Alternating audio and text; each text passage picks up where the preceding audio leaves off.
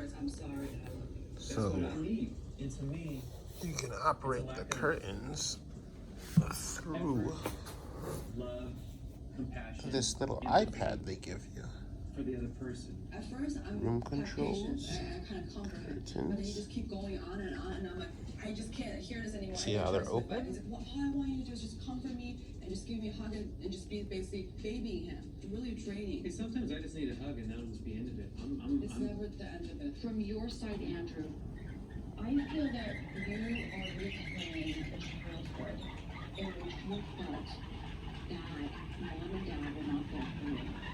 So because of that, everything gets interpreted as rejection. What it is for me is she's my teammate and partner in life that we've chosen. I would like to communicate with my partner. Because I like realized you so much. It's not healthy. It's so toxic. I'm just